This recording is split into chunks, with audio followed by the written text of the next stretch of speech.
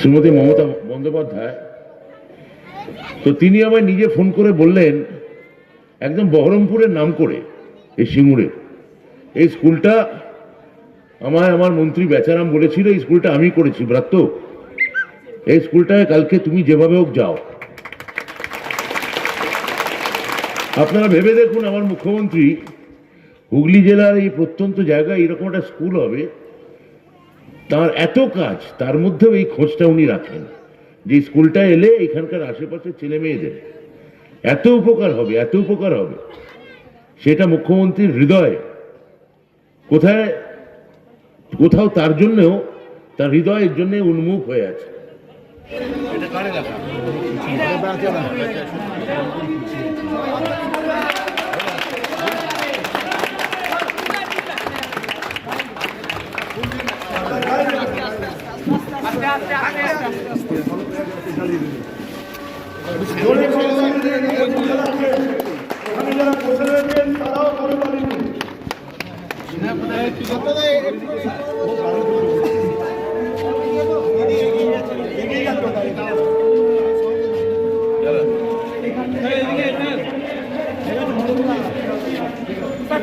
সিঙ্গুর থানার বহরমপুর একটা স্কুলবিহীন গ্রাম।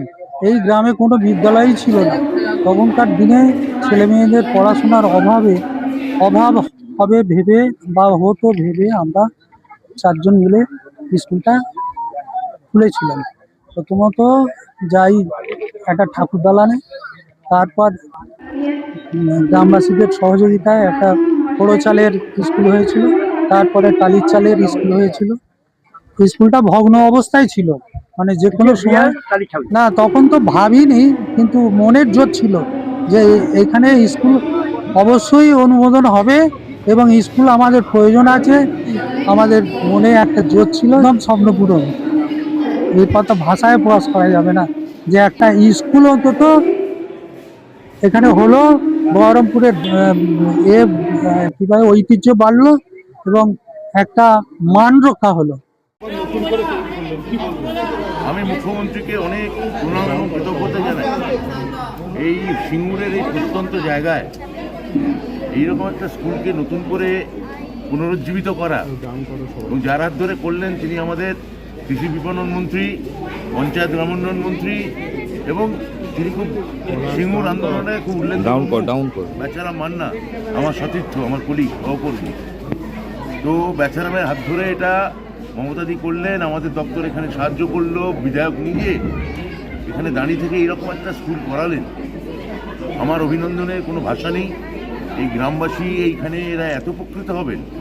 এবং দেখুন, এখান থেকে মুখ্যমন্ত্রী কাছেই সিঙ্গুর কলেজ করেছেন, তারপরে এখান থেকে স্কুল থেকে বেরিয়ে ওরা সিঙ্গুর কলেজ যেতে পারবে। আবার এই কাছেই আমাদের ইউনিভার্সিটি করেছেন, গ্রিন ইউনিভার্সিটি, রানী রাসমণি ইউনিভার্সিটি। তো কলেজ থেকে আবার তার ইউনিভার্সিটি যেতে পারবে। তাহলে এখানে যে ছেলেটি থাকে তার 2 কিলোমিটারের মধ্যে তার স্কুলে পড়া, কলেজে পড়া এবং বিশ্ববিদ্যালয়ে পড়া, এই তিনটেই সম্পন্ন হয়ে যাবে। মুখ্যমন্ত্রী যে প্রত্যেক জেলায় একটা নতুন করে ইউনিভার্সিটি করেছেন, আজকে তার সুফল আমরা বুঝতে পারছি। মাতৃভাষা দেখুন উঠে যাচ্ছে, তার কারণ কি? তার কারণ আপনার বাড়ির ছেলে, পাশের বাড়ির ছেলে ইংরেজি মিডিয়ামে পড়তে যাচ্ছে। তারা প্রাথমিক স্কুল না, তারা সরকারি স্কুল না, তারা ইংরেজি মিডিয়াম স্কুলে পড়তে চায়। মুখ্যমন্ত্রী ইতিমধ্যে রাজ্য অনেক সরকারি ইংরেজি মিডিয়াম স্কুল করেছে। তা একটা আমার ধারণা এখানে হলে মাতৃভাষার চর্চা হবে।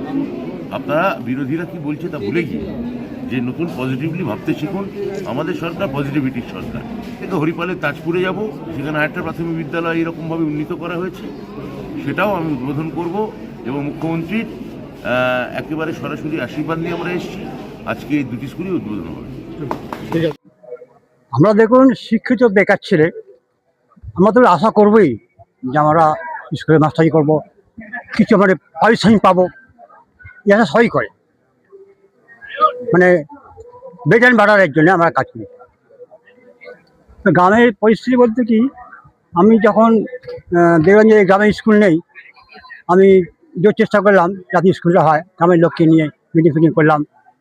তখন কালীবাড়িতে স্কুল বসতো, কালীবাড়িতে। কালীবাড়ি থেকে যখন জমি রেজিস্ট্রি হলো, পার্শ্ববর্তী জায়গায় ওই টালির ছাউনি দেওয়া ইটের দেওয়াল দিয়ে স্কুলটা তৈরি করা হলো। গ্রামের মানুষের উদ্যোগ নিয়ে। হ্যাঁ, গ্রামে নিশ্চয়ই মনে হয় টাকা পয়সা দিয়েছেন। 52 বছর পরে সেটা মানে স্বপ্ন পূরণ হলো। অবশ্যই পজিটিভ দিক একটা, যেখানে আজকে যদি আমরা দেখি ছাত্রের অভাবে অনেক ক্ষেত্রেই দেখা যাচ্ছে স্কুল বন্ধ হচ্ছে, কিন্তু এই গ্রামে প্রায় 100 থেকে 120-র কাছাকাছি স্টুডেন্ট সবসময়, কিন্তু স্কুলটা সেভাবে হয়নি। শেষমেশ গ্রামের একটা যে স্বপ্ন পূরণ হওয়া, প্রায় 1.5 কিলোমিটার 2 কিলোমিটার দূরের স্কুলে মাঝে 3 বছর যে বন্ধ ছিল যেতে হয়েছিল, তো সেখানে স্কুলটা সরকারিভাবে অনুমোদন পাওয়া অবশ্যই একটা পজিটিভ দিক। মানে স্কুল বন্ধ যেখানে হচ্ছে সেখানে স্কুল খুলছে, এটা তো অবশ্যই পজিটিভ দিক রয়েছে। এই স্কুল না থাকলে হয়তো আমাদের পড়াশোনাটাই হতো না, বা আমরা এই যে ভাবনা চিন্তা শেখা শিক্ষা বা অন্যদের কাছে শিখতে পারা, তো আমরা এই স্কুল থেকেই শিক্ষা লাভ করেছি। পরবর্তীতে হাই স্কুল বা গ্র্যাজুয়েশন মাস্টার ডিগ্রি এগুলো পরে, কিন্তু হাতে খড়িটা এখানেই হয়েছে।